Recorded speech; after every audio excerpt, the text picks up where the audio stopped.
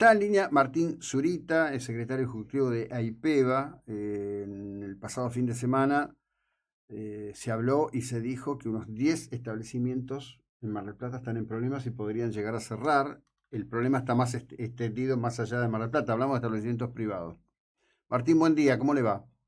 Hola José Luis, buen día, ¿cómo estás? Bien, bien. Cuéntenos un poco cómo es esto. Quiero decirle que acá el SADOP salió a decir que no, que de ninguna manera, que no hay ningún establecimiento marplatense en riesgo de cierre. Bueno, SADOP ya, cuando nosotros anunciamos que había 30 servicios educativos en riesgo de cierre, él dijo que también eso era mentira y bueno, vimos que las escuelas lo dieron en todos los medios de comunicación, distintas comunidades haciendo abrazos educativos para que las escuelas no cierren y los propietarios comentando cuál era su situación, ¿no? La verdad que nosotros conocemos la realidad de las escuelas porque tenemos, la IEPA está conformada por propietarios de escuelas. La verdad que no sé cuál es la representatividad que se obtiene en cada uno de los servicios educativos, y si no tenés representatividad no conoces la realidad. Esta es la única verdad. Nosotros tenemos y conocemos la realidad de las escuelas y hemos elevado al Ministerio de Educación de la provincia de Buenos Aires hace más de 2 meses cuál era la situación de muchas escuelas que están en riesgo. No dijimos que las escuelas van a cerrar, sino que están en riesgo de cierre. Y de hecho, algunas se anunciaron, no sé, en Avellaneda hubo una escuela que Mm. anunció el cierre para el ciclo lectivo 2024, hubo algunas escuelas que salieron a manifestarse que también iban a cerrar si no recibían una ayuda estatal, una en Mugrelo, por ejemplo, que por suerte, con la intervención del municipio, pudieron llegar a la dirección de escuelas, que fueron escuchadas por el ministerio y recibieron una ayuda, un aporte estatal para evitar el cierre, bueno, y otras escuelas que están en el mismo camino. Así que la realidad no se puede negar. La situación de muchas escuelas es complicada. No estamos acá hablando de todas las escuelas, no estamos hablando del universo, sino de muchas escuelas que, debido a toda esta situación que estamos atravesando socioeconómica y a que no pueden trasladar los aumentos que son permanentes de las cuotas, porque hay un límite que es lo que la comunidad educativa puede pagar, bueno, están en una situación bastante seria. Y esto no es algo nuevo, nosotros lo venimos anunciando desde hace mucho tiempo, advirtiendo, y lamentablemente, bueno, a medida que pasa el tiempo, se va efectivizando. Claro, ahora ahí hay una cuestión que es clara. Yo no voy a dar el nombre, pero uno de los colegios que tiene una de las cuotas más altas de Mar del Plata, se constituyó un grupo de padres. El grupo de WhatsApp es todos contra el aumento de cuotas. Estamos hablando de gente que está en el top del top del- de los ingresos que se puede tener en la sociedad argentina hoy.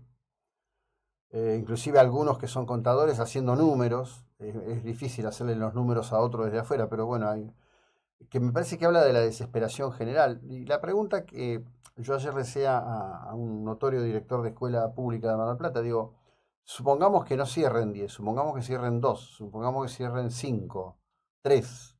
¿Quién absorbe esos chicos? Porque evidentemente si las escuelas están para cerrar es porque las familias ya no pueden pagar la cuota, porque ya no la pueden aumentar, pues está todo descalzado.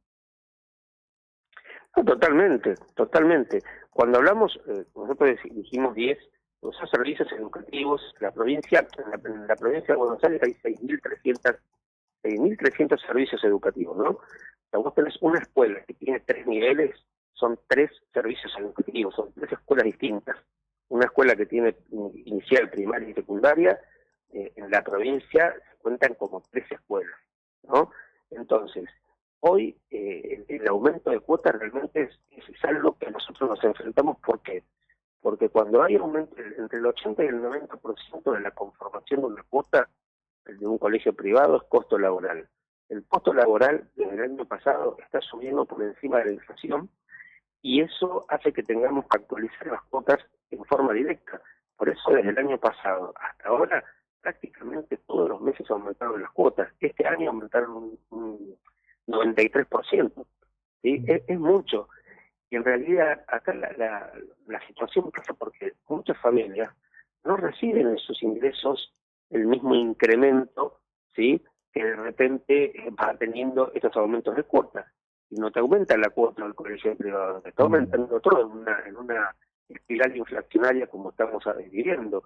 Y bueno, eso obviamente repercute para todo tipo de escuelas. Lo que pasa es que de repente las escuelas donde asisten hijos de personas que de repente tienen un trabajo informal, que son monotributistas, que tienen una pyme y que no van recibiendo ingresos que acompañan o superan la inflación, obviamente se ven más afectados. Y esto es una realidad que no la podemos negar. Y también por el lado de las escuelas, vos recordás que cuando tuvimos este año y medio en el 2020 y en el 2021, donde no hubo clases directamente, donde no se pagaban las cuotas de los colegios, las escuelas quedaron muy golpeadas. 80 servicios educativos cerraron en ese periodo en la provincia de Buenos Aires. No se habló mucho de esto. Y los que no cerraron quedaron muy afectados económicamente. Nosotros tenemos una heterogeneidad muy importante en las escuelas de la provincia de Buenos Aires. Y no todas las escuelas tienen la misma espalda para poder afrontar situaciones como esta. Así como hay muchas escuelas que de repente, o sea, tienen el problema económico, pero tienen una situación económica distinta y la pueden afrontar, hay otras que no. Entonces, cuando vos no recibís el pago de las cuotas o tenés una alta mora, si pones en riesgo la escuela está en riesgo porque no paga los sueldos, o paga los sueldos, porque obviamente tenés que priorizar al personal, pero dejas de pagar el Instituto de Previsión Social, ¿sí? Pedís créditos, tenés deudas bancarias, y es como una bola de nieve, porque si vos vas a preguntarle al IPS cuál es la situación de deuda de escuelas privadas, y ahí te va a saltar la realidad, y los intereses leoninos que hay en el IPS, las multas, etcétera, realmente se va complicando el panorama. Entonces, esta es una situación que la verdad que nosotros la pusimos en el tapete, en la discusión pública, porque es algo que existe. Imagínate que una escuela no es como cualquier, no es un kiosco, no es una zapatería, una escuela es un proyecto que realmente cuando nace, cuando va creciendo, es una inversión de muchas cosas, es un valor de la comunidad.